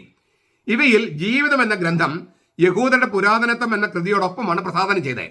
യഹൂദരുടെ പൗരാണികത എന്നുള്ള പുസ്തകത്തോടൊപ്പം തന്നെ പ്രസാദനം ചെയ്തു. 20 പുസ്തകങ്ങളായി തിരിച്ചിട്ടുള്ള വാല്യമാണ് യഹൂദരുടെ പൗരാണികത. അതിൽ 18-ാം ഗ്രന്ഥത്തിൽ 3-ാം അധ്യായത്തിൽ 3-ാം ഖണ്ഡത്തിൽ നാം ഇങ്ങനെ വായിക്കുന്നു: ഇക്കാലത്ത് യേശു എന്ന ജ്ഞാനിയായ മനുഷ്യൻ പ്രത്യക്ഷപ്പെട്ടു. അദ്ദേഹത്തെ മനുഷ്യൻ എന്ന് വിളിക്കുന്നത് നിയമാനുസൃതമാണോ? കാരണം അദ്ദേഹം വലിയ അത്ഭുതങ്ങൾ പ്രവർത്തിക്കുന്ന ആളായിരുന്നു. സത്യത്തെ സന്തോഷത്തോടെ സ്വീകരിക്കുന്ന അധ്യാപകനായിരുന്നു. യഹൂദരിൽ നിന്നും വിജാതിൽ നിന്നും അദ്ദേഹം ആളുകളെ തന്നിലേക്ക് ആകർഷിച്ചു. അവൻ ക്രിസ്തുവായിരുന്നു. ഞങ്ങളുടെ ഇടയിലെ പ്രധാനികളുടെ ഉപദേശം കേട്ട് പീലാത്തോസ് അദ്ദേഹത്തെ കുരിശമരണത്തിന് വിധിച്ചു. എന്നാൽ അദ്ദേഹത്തെ ആദ്യം സ്നേഹിച്ചിരുന്ന ആളുകൾ അദ്ദേഹത്തെ ഉപേക്ഷിച്ചില്ല. കാരണം മരിച്ച 3-ാം ദിവസം അദ്ദേഹം അവർക്ക് പ്രത്യക്ഷപ്പെട്ടിരുന്നു. ക്രിസ്തു എന്ന നാമത്തിൽ നിന്ന് പേര് സ്വീകരിച്ച ക്രിസ്ത്യാനികൾ ഇന്നും അന്യമായിട്ടില്ല. മനസ്സിലായോ? യഹൂദരുടെ പൗരാണികത എന്ന ഗ്രന്ഥത്തിലെ ക്രിസ്തുവർഷം 94 യഹൂദ റോമൻ ചരിത്രകാരനായ ഫ്ലാവിയസ് ജോസഫ് രേഖപ്പെടുത്തിയിരിക്കുന്നതാണിത്. ഇത് ബൈബിളിലുള്ളതല്ല, ബൈബിളിന് പുറത്തുള്ള സംഗതിയാണ്. ഇതേ പുസ്തകത്തിലെ ഗ്രന്ഥത്തിലെ 20-ാം പുസ്തകത്തിലെ 9-ാം അധ്യായത്തിലെ 1-ാം ഖണ്ഡത്തില് ഇങ്ങനെ നമ്മൾ കാണുന്നു. യേശുവിന്റെ സഹോദരൻ എന്നറിയപ്പെടുന്ന യാക്കോബ് രക്തസാക്ഷിയായിട്ട് മരിച്ചു. അതിലേറ്റവും നമ്മെ ആകർഷിക്കുന്ന ഒരു സംഗതി എന്താണെന്നറിയാമോ? ഈ യഹൂദ ചരിത്രകാരൻ, ക്രിസ്ത്യാനിയല്ല, അദ്ദേഹം പറയാണ് യേശുവിനെ കുറിച്ചും യാക്കോബിനെ കുറിച്ചും അദ്ദേഹം പറയുന്ന സംഗതികൾ പുതിയ നിയമത്തിലെ എല്ലാ കാര്യങ്ങളും മറ്റും പൊരുത്തപ്പെടുന്നു എന്നുള്ളതാണ്. ഈ വ്യാജ മിശിഹാമാർക്കെതിരെ അദ്ദേഹം ധാരാളം എഴുതിയിട്ടുണ്ട്. പക്ഷേ അദ്ദേഹം നസറത്തിലെ യേശുവിനെ വിളിക്കുന്നത് മിശിഹ അഥവാ ക്രിസ്തുവാണെന്നാണ്. മാത്രമല്ല അവനെ മനുഷ്യനെന്ന് വിളിച്ചാൽ മാത്രം മതിയോ, അവൻ 3-ാം ദിവസം ഉയർത്തെഴുന്നേറ്റു എന്ന് സാക്ഷ്യപ്പെടുത്തിയിരിക്കുന്നു. ക്രിസ്ത്യാനി അല്ലാത്ത ഒരാളുടെ ചരിത്രപരമായ സാക്ഷിയാണത്. 1-ാം നൂറ്റാണ്ടിലെ സാക്ഷ്യം. 1-ാം നൂറ്റാണ്ടിലെ ഞാൻ അത് ആവർത്തിക്കുന്ന കാരണം 7-ാം നൂറ്റാണ്ടിൽ ഒരാൾ വന്നിട്ട് മറിച്ചൊരു രേഖയും ഹാജരാക്കാതെ നിഷേധിക്കുന്നതിൻ്റെ അതിൽ ആ തെമ്മാടിത്തരം ഒന്ന് ചൂണ്ടിക്കാണിക്കാൻ വേണ്ടിയിട്ടാണ്. പ്ലീനി ദ യങ്ങർ, ചെറിയ പ്ലീനി എന്നറിയപ്പെടുന്ന ഒരു ഗവർണറുണ്ട്. റോമ പ്രവിശ്യയുടെ ഗവർണറായിരുന്നു. ബിഥീനിയ എന്ന് പറഞ്ഞു, ഇപ്പോഴത്തെ തുർക്കിയിലുള്ള ഒരു റോമ പ്രവിശ്യയുടെ ഗവർണറായിരുന്നു. ക്രിസ്തുവർഷം 62 അദ്ദേഹം ജനിച്ചു. 113 അദ്ദേഹം മരിച്ചത്. ഇദ്ദേഹത്തെ റോമൻ ചരിത്രകാരനായിട്ട് വിളിക്കുന്നുണ്ട്, പ്ലീനി ദ യങ്ങർ. ട്രാജൻ ചക്രവർത്തിയും പ്ലീനിയും തമ്മിൽ നടത്തിയ കത്തിടപാടുകളിൽ നിന്ന് യഹൂദ മതത്തിന് വേറിട്ട മതമായി ക്രിസ്തുധർമ്മത്തെ റോമാ സാമ്രാജ്യം അംഗീകരിച്ചുവെന്ന് അദ്ദേഹത്തിന്റെ കത്തിടപാടുകളിൽ നിന്ന് നമുക്ക് മനസ്സിലാക്കാൻ പറ്റും. പിന്നീട് 2-3 ശതകങ്ങളിൽ ഈ ക്രിസ്തുധർമ്മത്തിനെതിരെ വിപുലമായ തോതിൽ മർദ്ദനമുറകൾ ഉപയോഗിക്കാൻ അത് വഴിയൊരുക്കി. അതായത് യഹൂദ മതവും ക്രിസ്തു മതവും രണ്ടാണ് എന്നുള്ള ഒരു റിപ്പോർട്ട് കൊടുത്തത് ഈ പ്ലീനി ദ യങ്ങറാണ്, ചെറിയ പ്ലീനി. ക്രിസ്തുവർഷം 112 പ്ലീനിയുടെ കോടതിയിൽ ചില ക്രിസ്ത്യാനികൾ ഹാജരാക്കപ്പെട്ടു. അവർ സാമൂഹികമായും രാഷ്ട്രീയമായും നിരുപദ്രവകാരികളാണെന്ന് പ്ലീനിക്ക് ബോധ്യമായി. എന്നാൽ തങ്ങളുടെ മതവിശ്വാസത്തെ അവർ തള്ളിപ്പറഞ്ഞില്ലെങ്കിൽ അവരെ വധിക്കണമെന്ന് അദ്ദേഹം നിശ്ചയിച്ചു. എന്നാൽ മതപരമായ കാരണങ്ങളാൽ അവരെ കൊല്ലാൻ തനിക്ക് നിയമപരമായ അധികാരമുണ്ടോ എന്ന് അദ്ദേഹത്തിന് സംശയം വന്നു. തന്റെ സ്നേഹിതനായ റോമ ചക്രവർത്തി ട്രാജന് കത്തെഴുതി സംശയ നിവാരണം നടത്തുകയാണ് പ്ലീനി. അവരെ വധിക്കാമെന്നും എന്നാൽ നാട് മുഴുവൻ അവർ പിടിച്ച് വിചാരണ ചെയ്ത് വധിക്കേണ്ടതില്ലെന്നും ചക്രവർത്തി മറുപടി കത്തില് നിർദ്ദേശിച്ചു. ഇത് നമുക്ക് രേഖയാണ്, 112 രേഖ, 112. ഇനി 3-ാമത്തെ ഒരു സാക്ഷ്യം കൊർണേലിയൂസ് ടാസിറ്റസ് എന്ന് പറയുന്ന ചരിത്രകാരന്റെ സാക്ഷ്യമാണ്. കൊർണേലിയൂസ് ടാസിറ്റസ് റോമാ സാമ്രാജ്യത്തിന്റെ ചക്രവർത്തിയുടെ സെനറ്റിൽ അംഗവും റോമാ സാമ്രാജ്യത്തിന്റെ ചരിത്രകാരനുമായിരുന്നു ഈ കൊർണേലിയൂസ് ടാസിറ്റസ്. അദ്ദേഹം ജനിച്ചത് 56 ക്രിസ്തുവർഷം 56, മരിച്ചത് ക്രിസ്തുവർഷം 117. യേശുവിൻ്റെ ഒക്കെ വളരെ അടുത്ത കാലത്ത് യേശുവിൻ്റെ കാലത്തോട്ട് വളരെ അടുത്ത കാലത്ത് ജീവിച്ച ആള്. അദ്ദേഹത്തിന്റെ പ്രസിദ്ധമായ 2 രചനകളാണ് വാർഷിക സംഭവ ചരിത്രം, ദ ആനൽസ്, പിന്നെ ചരിത്രങ്ങൾ, ദ ഹിസ്റ്ററീസ്. തിബേരിയോസ്, ക്ലൗദിയോസ്, നീറോ തുടങ്ങിയ റോമ ചക്രവർത്തിമാരുടെ ചരിത്രമാണ് ടാസിറ്റസ് രചിച്ചിരിക്കുന്നത്. അഗസ്റ്റസ് സീസർ മരിച്ച ക്രിസ്തുവർഷം 14 മുതൽ ക്രിസ്തുവർഷം 70 യഹൂദ റോമ യുദ്ധം വരെയുള്ള ചരിത്രം ഇതിൽ കാണാം. ലത്തീൻ സാഹിത്യത്തിന്റെ രജത വർഷം എന്നറിയപ്പെടുന്ന കാലയളവിൽ ജീവിച്ചിരുന്ന അദ്ദേഹം ക്രിസ്ത്യാനികളെ കുറിച്ച് നൽകുന്ന സാക്ഷ്യം ഇതാണ്. വാർഷിക സംഭവ ചരിത്രത്തിലെ 15-ാമത്തെ അധ്യായം 44-ാം ഖണ്ഡത്തില് മാനുഷിക വിജ്ഞാനത്തിന്റെ മുൻകരുതലുകൾ അങ്ങനെയായിരുന്നു. ദേവന്മാരെ പ്രീതിപ്പെടുത്തുക, സിവിലിന്റെ ഗ്രന്ഥങ്ങളിലേക്ക് തിരിയുക. ചക്രവർത്തിയുടെ സമ്മാനങ്ങളും മാനുഷിക പരിശ്രമങ്ങൾ ഉണ്ടായിട്ടും ഭാഗ്യദോഷമുള്ള വിശ്വാസങ്ങൾ മാറിയില്ല. അതിനാൽ പൊതുജനം ക്രിസ്ത്യാനികൾ എന്ന് വിളിക്കുന്ന വർഗത്തിനെതിരെ നീറോ ചക്രവർത്തി ഏറ്റവും നിഷ്ഠൂരമായ മർദ്ദനമുറകൾ ഉപയോഗിക്കാൻ ബാധ്യസ്ഥനായി. ക്രിസ്തുസ് എന്ന നാമത്തിൽ നിന്നാണ് ക്രിസ്ത്യാനികൾ എന്ന പേരുണ്ടായത്. തിബേരി സീസറിന്റെ ഭരണകാലത്ത് പൊന്തിയോസ് പീലാത്തോസ് ദേശാധിപതിയായിരിക്കെ ആ ക്രിസ്തുസ് വധശിക്ഷയ്ക്ക് വിധിക്കപ്പെട്ടു. കുറ്റകരമായ അന്ധവിശ്വാസം മൂലമാണ് വധശിക്ഷ നൽകിയത്. ഇതോടെ തൽക്കാലത്തേക്ക് ഈ അന്ധവിശ്വാസം ശമനമുണ്ടായെങ്കിലും ആ ആദ്യത്തന്മയുടെ ഉറവിടം യൂദയായിൽ മാത്രമല്ല റോമായിലും ക്രിസ്ത്യാനികൾ തുറന്നു വിട്ടിരിക്കുന്നു. അതിനാൽ കുറ്റക്കാരെന്ന് ആരോപിക്കപ്പെട്ടവരെ അറസ്റ്റ് ചെയ്യാനും വിചാരണയിൽ കുറ്റം തെളിഞ്ഞവരെ ശിക്ഷിക്കാനും നീറോ കൽപ്പിച്ചു. മനുഷ്യവംശത്തിനെതിരെ വെറുപ്പ് സൂക്ഷിച്ചെന്ന കുറ്റമാണ് അവരിൽ ചാർത്തപ്പെട്ടത്. മൃഗങ്ങളുടെ തോലുടിപ്പിച്ച് അവരെ നായ്ക്കളെ കൊണ്ട് കടിച്ചു കീറി.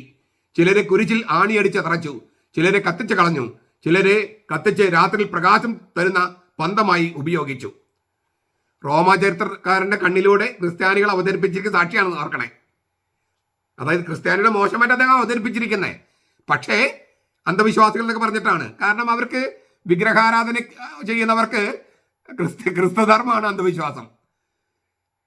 ഏകസത്യ ദൈവം എന്നൊക്കെ പറഞ്ഞാൽ അവർക്ക് ആ കോടാനുകോടി ദൈവങ്ങളാ. ഇവിടെ ദൈവം ഏകനെന്നൊക്കെ പറഞ്ഞാൽ എങ്ങനെയാണ് ഉൾക്കൊള്ളാൻ പറ്റുക അവർക്ക്? അതുകൊണ്ട് ക്രിസ്ത്യാനികൾക്ക് എതിരെയാണ് റിപ്പോർട്ട്. പക്ഷെ ഇത് എപ്പോഴത്തെയാണ്? ഈ ക്രിസ്തുവർഷം 56 ജനിച്ച ഒരാളുടെ സാക്ഷ്യമാണ്. 1-ാം നൂറ്റാണ്ടിലെ ജനിച്ച ഒരാളുടെ സാക്ഷ്യമാണെന്ന് ഓർക്കണം. അതും റോമ ചരിത്രകാരന്റെ സാക്ഷ്യം, ക്രിസ്ത്യാനികളോ യഹൂദനോ അല്ല.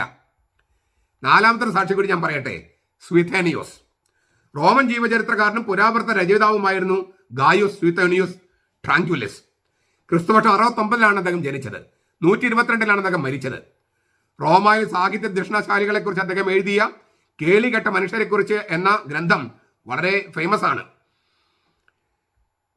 ഗവർണറായിരുന്ന ചെറിയ പ്ലീനിയുടെ സുഹൃത്തായിരുന്നു ഈ സ്വീഥേനിയോസ്.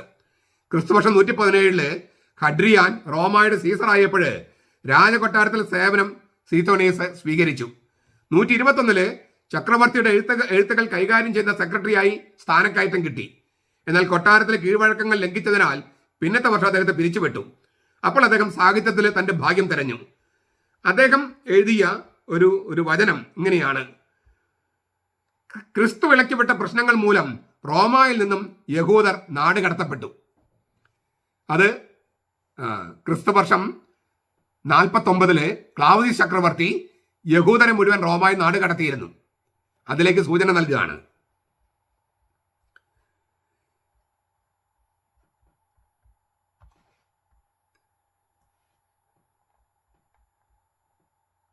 നീറോയുടെ ജീവിതം എന്ന വിഭാഗത്തില് 16-ാം ഘട്ടത്തില് പൊതുവായ ക്രമസമാധാനം നിലനിർത്തുന്നതിന് നീറോ കൈക്കൊണ്ട നടപടിയിൽ ഒന്ന് ക്രിസ്ത്യാനികൾക്കെതിരെയുള്ള ശിക്ഷയാണെന്ന് ഇദ്ദേഹം രേഖപ്പെടുത്തിയിട്ടുണ്ട്.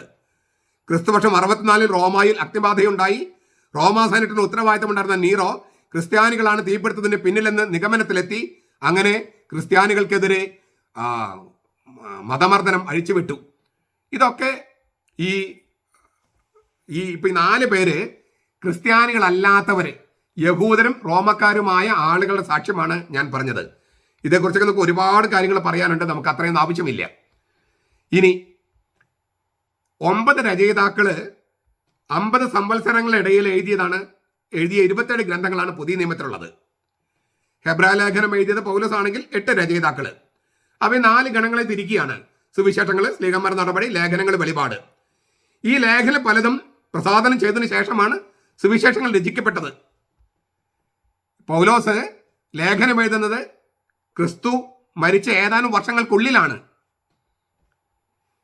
ഈ യേശുവിന്റെ തുടർച്ചയായ സഭയുടെ പ്രവർത്തനങ്ങൾ വർണ്ണിക്കുന്ന സ്ലീഹന്മാരുടെ നടപടി ഗ്രന്ഥം നോക്കുക. ക്രിസ്തുവർഷന്റെ ആരംഭ ദശകങ്ങളിൽ ഇങ്ങനെ പുസ്തകങ്ങൾ പ്രസിദ്ധീകരിക്കാൻ അത്ര എളുപ്പമായിരുന്നില്ല. അപ്പൊ കത്തുകൾ മുഖേനയാണ് ചെയ്തിരുന്നത്, അല്ലെങ്കിൽ ലേഖനങ്ങളിലൂടെ. അങ്ങനെയാണ് പൗലോസ് രചിക്കാൻ തുടങ്ങിയത്. ഇങ്ങനെ രഹസ്യമായും കൊടുത്തുവിടുകയും ക്രിസ്ത്യാനികളെ കൊടുത്തുവിടുകയും മറ്റും ചെയ്ത ലേഖനങ്ങൾ, അങ്ങനെ 21 ലേഖനങ്ങളുണ്ട്. 14 ലേഖനങ്ങൾ പൗലോസിന്റെ പേരിലും 7 മറ്റ് ശിഷ്യന്മാരുടെ, പത്രോസ്, യാക്കോബ്, യോഹന്നാൻ, യൂദ, ഇവരുടെ പേരിലൊക്കെ. ഓരോ ഗ്രന്ഥം രചിക്കപ്പെട്ട സ്ഥലവും സമയമൊക്കെ നമ്മൾ മുമ്പ് കണ്ടിട്ടുണ്ട്, എന്നാലും ഓടിച്ചൊന്ന് പോകുകയാണ്. യാക്കോബിന്റെ ലേഖനം AD 45, ഗലാത്യ ലേഖനം 49-നും 51-നും ഇടയിൽ, 1-2 തെസ്സലോനിക്ക ലേഖനം AD 51, മർക്കോസിന്റെ സുവിശേഷം 50-നും 60-നും ഇടയ്ക്ക്, മത്തായിയുടെ സുവിശേഷം 50-നും 65-നും ഇടയ്ക്ക്, 1 കോരിന്തോസ് 56, 2 കോരിന്തോസ് 57, റോമാലേഖനം 58, ലൂക്കായുടെ സുവിശേഷം 60, കൊളോസോസ്, എഫെസ്, ഫിലിപ്പി, ഫിലമോൻ ലേഖനങ്ങൾ 61, സ്ലീഹന്മാരുടെ നടപടി 61-ലോ 63-ലോ, 1 തിമോത്തി 63, 1 പത്രോസ് 63, തീത്തോസ് 65, 2 തിമോത്തി 66, 2 പത്രോസ് 66, ഫെബ്രുവരി 64, 67 കാലയളവില്, യൂദാസിന്റെ ലേഖനം 70, 80 കാലയളവില്, യോഹന്നാൻ സുവിശേഷം 80, 90 കാലയളവില്, 1, 2, 3 യോഹന്നാൻ ലേഖനങ്ങൾ 90-ല്, യോഹന്നാന്റെ വെളിപാട് 60-ലാണെന്നും പറയുന്നു, അല്ലെങ്കിൽ 90-ല്.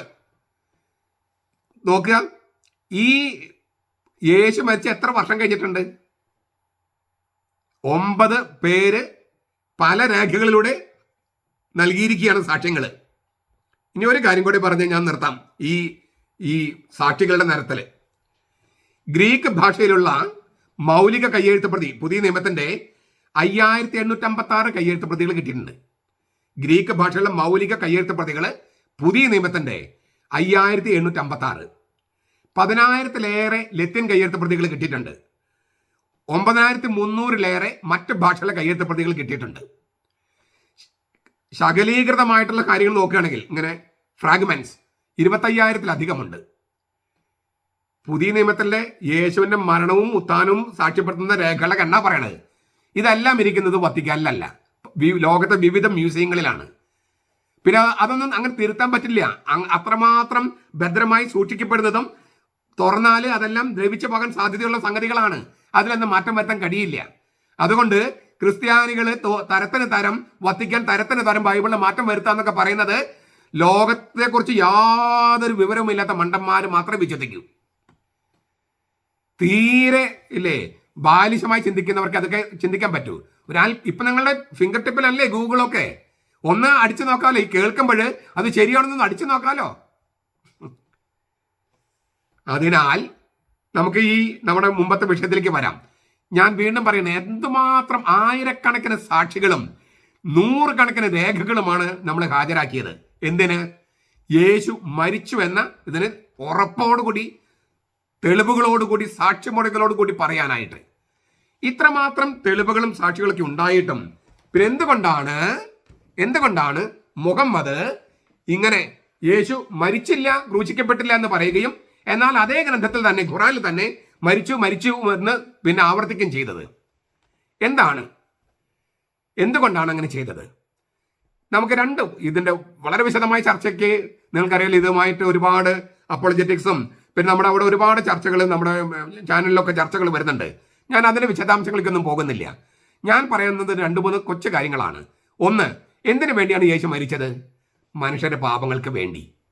അതായത് പാപങ്ങളുടെ ശിക്ഷയായ മരണം അവന്റെ മേലെടുത്ത് മനുഷ്യരെ നീതിമാന്മാരെ പ്രഖ്യാപിച്ചു.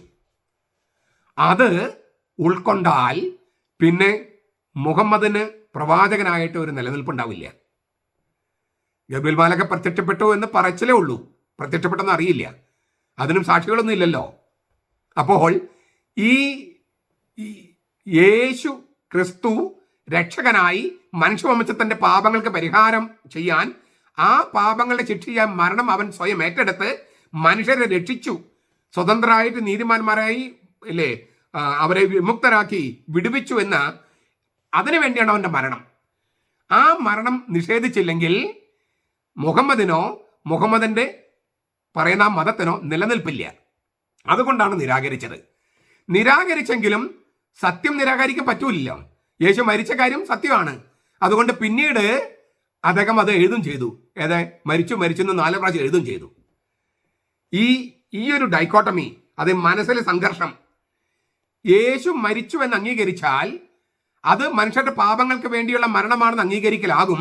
അങ്ങനെ വന്നാൽ പിന്നെ യേശു ക്രിസ്തുവാണ് ഏകരക്ഷകൻ, മറ്റൊരു പ്രവാചകന്റെ ആവശ്യമില്ല. ഇതാണ് മുഹമ്മദിനെ അലട്ടിയ ഒരു പ്രശ്നം. രണ്ടാമത്തെ ഒരു പ്രശ്നം എന്താണ്? യേശു ഉത്ഥാനം ചെയ്ത കാര്യം അംഗീകരിച്ചാൽ അപ്പോൾ മറ്റൊരു പ്രശ്നമുണ്ട്. മരിച്ചവരിൽ ഉത്ഥാനം ചെയ്ത ഒരേ ഒരാളേ ഉള്ളൂ ഇന്ന് വരെ, ഒരാളും ഇല്ല. അതുകൊണ്ട് എല്ലാ മതങ്ങളും ഒന്നാണെന്നൊക്കെ പറയുന്നത് ശുദ്ധ മണ്ടത്തര. എല്ലാ മതങ്ങളും ഒന്നല്ല. യേശു ക്രിസ്തു അല്ലാതെ മറ്റൊരാളും മരിച്ചവരിൽ ഉത്ഥാനം ചെയ്തിട്ടില്ല. അതുകൊണ്ട് തന്നെ മരണത്തിനപ്പുറമുള്ള ജീവിതം, നിത്യജീവൻ നൽകാൻ യേശുവിനല്ലാതെ മറ്റാർക്കും ക്വാളിഫിക്കേഷൻ ഇല്ല. ഇതുകൊണ്ടാണ് ക്രിസ്ത്യാനികളെ ഏകരക്ഷകൻ യേശുവാണെന്ന് പറയുന്നത്. അത് അഹങ്കാരം കൊണ്ട് പറയുന്നതല്ല, സത്യം അതായതുകൊണ്ടാണ്. ഇഷ്ടമുള്ളവർ വിശ്വസിച്ചാൽ മതി, പക്ഷെ പറയാതിരിക്കാൻ പറ്റില്ല. അങ്ങനെ യേശു മരിച്ചവരിൽ ഉത്ഥാനം ചെയ്തു എന്ന സത്യം അംഗീകരിച്ചാൽ പിന്നെ യേശു എന്ന ആള് മാത്രമാണ് രക്ഷയ്ക്കായിട്ടുള്ളൂ. ആകാശത്തിന് കീഴ് രക്ഷയ്ക്കായിട്ട്, മനുഷ്യൻ രക്ഷയ്ക്കായിട്ട് വേറൊരു നാമം ഇല്ല. കാരണം മരണത്തിനപ്പുറമുള്ള ജീവിതത്തിലേക്ക് പ്രവേശിച്ച ഒരേ ഒരാളേ ഉള്ളൂ, അത് യേശുവാണ്. ആ യേശുവിന് മാത്രമേ, അവരോട് ബന്ധപ്പെട്ടിരിക്കുന്നവർക്ക് മാത്രമേ അങ്ങോട്ട് പ്രവേശിക്കാൻ കഴിയൂ. ഇത് അംഗീകരിക്കേണ്ടി വരും. അതുകൊണ്ടാണ് ഈ രണ്ട് സത്യങ്ങളും അദ്ദേഹം അങ്ങ് നിരാകരിച്ചു. ശരിക്കും പറഞ്ഞാൽ ഒരു സത്യത്തെ മറ്റു തെളിവുകൾ ഹാജരാക്കാതെ അത് സത്യമല്ല എന്ന് പറഞ്ഞ് നുണയാണ് പറഞ്ഞത്. തെളിവുകളും സാക്ഷികളും ഹാജരാക്കി നമുക്ക് പറയാം. തെളിവുകളും പിന്നെ സാക്ഷിമൊഴികളൊക്കെ ഉണ്ട്, സാക്ഷികളുണ്ട്. ഇതൊന്നും ഹാജരാക്കാതെ വെറുതെ നിഷേധിക്കാന്ന് പറഞ്ഞാൽ അതിനെയാണ് നമ്മൾ നുണ എന്ന് പറയുക. സത്യത്തെ നിരാകരിക്കുന്നതാണ് നുണ. അപ്പൊ ഒരു നുണയുടെ പുറത്താണ് ഇത് കെട്ടിപ്പൊക്കിയത്. അദ്ദേഹം പറയുന്ന ആ ആശയ സംഹിത, ഈ ആശയ സംഹിത ഇന്ന് നമുക്ക് വലിയ പ്രശ്നമാണ്, നമുക്കറിയാം. അതായത് എന്തുകൊണ്ടാണ് ഈ മതം എന്ന് പറയുന്നത് അക്രമത്തിലേക്ക് തിരിഞ്ഞിരിക്കുന്നത്? അപ്പോൾ എല്ലാവരും പറയുന്നത് സമാധാനത്തിന്റെ മതമാണ് എന്നാണ്. അങ്ങനെ പറയേണ്ടി വരുന്നത് തന്നെ ഒരു പ്രശ്നമാണ്. അതങ്ങനെയല്ല. കാരണം പറയാം. തുടക്കത്തിൽ മെക്കയില് ഈ മുഹമ്മദ് ചാരിറ്റി വേണം, മറ്റൊരു സഹായിക്കണം, അങ്ങനെയൊക്കെ പറഞ്ഞ് ഈ നിങ്ങളുടെ ഇപ്പോഴത്തെ മതം ഉപേക്ഷിച്ചിട്ട് എൻ്റെ മതം സ്വീകരിക്കണം എന്നൊക്കെ പറഞ്ഞു. അത് വിജയിച്ചില്ല മെക്കയിൽ. അത് കഴിഞ്ഞ് അദ്ദേഹം മെദീനയിലേക്ക് ഓടിപ്പോയി. അതിനിടയിൽ പുള്ളി ഒരു പട്ടാളത്തെ സ്വരൂപിച്ചു. വിശ്വസിക്കാത്തവരെ മുഴുവൻ കൊന്നൊടുക്കാൻ തുടങ്ങി. ഇത് മുഹമ്മദ് ചെയ്തതാണ്. മെക്കയിൽ സമാധാനത്തിലൊക്കെ സംസാരിച്ചെങ്കിലും ആരും അത് വിജയിച്ചില്ല. ഈ മതത്തിലേക്ക് വരൂ, ഞങ്ങൾ അങ്ങനെ സഹായിക്കാം, ഇങ്ങനെ സഹായിക്കാം എന്നൊക്കെ പറഞ്ഞു. ഇന്നും അവർ ചെയ്യുന്നുണ്ട് അങ്ങനെയൊക്കെ. അങ്ങനെ വന്നിട്ട് അതന്ന് വിജയിക്കാത്തത് കൊണ്ട് അദ്ദേഹം മെദീനയിലേക്ക് പോവുകയും പട്ടാളത്തെ സ്വരൂപിക്കുകയും വിശ്വസിക്കാത്തവരെയൊക്കെ, അതായത് അദ്ദേഹത്തിന്റെ ഇതിൽ വിശ്വസിക്കാത്തവരെയൊക്കെ കൊല്ലുകയും ചെയ്തു. അപ്പൊ ഇത് അക്രമത്തിലും നുണയിലുമാണ് ഇത് രൂപമെടുത്തത്. നുണയിൽ രൂപമെടുത്താൽ അക്രമം കൊണ്ടേ ആ നുണയെ നിലനിർത്താൻ പറ്റൂ, ഇങ്ങനെ പരിപോഷിപ്പിക്കാൻ പറ്റൂ. നുണയിൽ അടിസ്ഥാനമിട്ട ഒരു സംഗതിയാണെങ്കിൽ അതിന് അക്രമം കൊണ്ടേ നിലനിർത്താൻ കഴിയൂ. ഞാൻ ആവർത്തിക്കുക, നുണയിൽ അടിസ്ഥാനമിട്ടാണ് ഒരു സംഗതി സ്ഥാപിക്കുന്നതെങ്കിൽ അക്രമത്തിലൂടെ അത് നിലനിർത്താൻ കഴിയൂ. ഇത് ഇദ്ദേഹത്തിന്റെ മാത്രം കാര്യമല്ല. നമ്മുടെ കമ്മ്യൂണിസ്റ്റുകാരുടെ പ്രശ്നം എന്താണ്? ഇത് തന്നെയാണ് പ്രശ്നം. SFIക്കാർ എന്തുകൊണ്ടാണ് തങ്ങളുടെ കൂട്ടുകാരന്മാരെ തന്നെ കൊല്ലാനോ തല്ലാനോ ഒരു മടിയും കാണിക്കാത്തത്? അവരുടെ ഈ അടിസ്ഥാനം എന്ന് നിൽക്കുന്നത് നുണയാണ്. നുണയിൽ ആധാരമിട്ടാൽ അത് നിലനിർത്താൻ അക്രമം വേണ്ടി വരും. സത്യത്തിന് അങ്ങനെ വേണ്ടി വരില്ല. ഇതാണ് അതിൻ്റെ പ്രശ്നം. ചുരുക്കത്തിൽ എനിക്ക് ധാരാളം മുസ്ലിം സുഹൃത്തുക്കളുണ്ട്. ഞാൻ അവർ ക്ലാസ് എടുക്കാൻ പോകാറുണ്ട്. ഞാൻ അവരോടും ഈ കാര്യങ്ങൾ പറഞ്ഞിട്ടുണ്ട്. ഇപ്പോഴല്ല, പണ്ടും പറഞ്ഞിട്ടുണ്ട്. അതുകൊണ്ട് കുറച്ചുകൂടി അതിനകത്ത് സമാധാനപ്രിയർ ധാരാളം ഉണ്ടാകാം. അവർക്ക് കാര്യങ്ങൾ അറിയാത്തത് കൊണ്ടായിരിക്കാം അവർ അങ്ങനെ ചിന്തിക്കുന്നത്. ഇപ്പം നമുക്കറിയാം, ലോകത്ത് മുഴുവൻ പേടിയിലാണ്. 200 കോടി ക്രിസ്ത്യാനികൾ, 36 കോടി ക്രിസ്ത്യാനികൾ ഈ മതത്തിന്റെ ആക്രമണത്തിന് ഇരയാകുകയാണ്. അപ്പോൾ അത് പറയാതിരിക്കാൻ നിവൃത്തിയുണ്ടോ? ഞങ്ങളിങ്ങനെ പറയുന്നത് കൊണ്ട് നിങ്ങൾ വിഷമം വിചാരിച്ചിട്ട് കാര്യമില്ല. 36 കോടി, 200 കോടി ക്രിസ്ത്യാനികളുണ്ട് ലോകത്ത്. അതിൽ 36 കോടി ക്രിസ്ത്യാനികളെ ഈ മതത്തിൽപ്പെട്ട ആളുകൾ ആക്രമിക്കുകയാണ്. അപ്പോൾ ഞങ്ങൾക്ക് പറയാൻ ഒരു അവകാശമില്ലേ? പിന്നെ എന്തുകൊണ്ടാണ് ഈ ഇങ്ങനെ അക്രമം നിങ്ങൾ കാണിക്കുന്നതെന്ന് അന്വേഷിച്ച് ചെന്നപ്പോഴാണ് ഈ സത്യം തിരിച്ചറിഞ്ഞത്. എന്താണ്? നുണയിലാണ് കെട്ടിപ്പൊക്കിയത് എന്നാണ്. അതിനാൽ സത്യം തിരിച്ചറിയണം എന്ന് തന്നെയാണ് പറയാനുള്ളത്. മാത്രമല്ല, ഖുറാൻ വിമർശനാത്മകമായി പഠിച്ചാൽ നിങ്ങൾക്ക് തന്നെ മനസ്സിലാകും, യേശു മരിച്ചുവെന്ന് മുഹമ്മദ് തന്നെ 4 പ്രാവശ്യം എഴുതി വെച്ചിട്ടുണ്ട്. അതിനാൽ ക്രിസ്തു മരിച്ചില്ലെന്നും ക്രൂശിക്കപ്പെട്ടില്ലെന്നും അതിനാൽ തന്നെ അവൻ രക്ഷകനല്ലെന്നൊന്നും നിങ്ങൾ പറയരുത്. നിങ്ങൾ നിങ്ങളുടെ വിശ്വാസം പറഞ്ഞോളൂ. ഞങ്ങളുടെ വിശ്വാസം ആക്രമിച്ചിട്ട് വേണ്ടല്ലോ. ഞങ്ങളുടെ വിശ്വാസം ആക്രമിച്ചുകൊണ്ടല്ല. ഇപ്പം ഞങ്ങളുടെ വിശ്വാസം ആക്രമിച്ചത് കൊണ്ടാണ് ഞാൻ നിങ്ങളോട് പറയുന്നത്. അല്ലെങ്കിൽ ഞാൻ നിങ്ങളുടെ വിശ്വാസം ആക്രമിക്കാൻ വരില്ല. ഞങ്ങളുടെ വിശ്വാസം ആക്രമിച്ചുകൊണ്ടാണ് നിങ്ങൾ തുടങ്ങുന്നത് തന്നെ, തുടക്കം തന്നെ. അതെന്തൊരു മര്യാദയാണ്? അത് പാടില്ലാത്തത് കൊണ്ടാണ് ഇങ്ങനെ സംസാരിക്കുന്നത്. അങ്ങേറ്റ സ്നേഹം കൊണ്ട് തന്നെയാണ് സംസാരിക്കുന്നത്. സത്യം നിങ്ങൾ അറിയുകയും സത്യം നിങ്ങളെ സ്വതന്ത്രരാക്കുകയും ചെയ്യുമെന്നാണ് ഏകരക്ഷകനായ യേശുക്രിസ്തു പറഞ്ഞത്. ആ സത്യം ഈ ദുഃഖ വെള്ളിയാഴ്ച നിങ്ങളെ സ്വതന്ത്രരാക്കട്ടെ.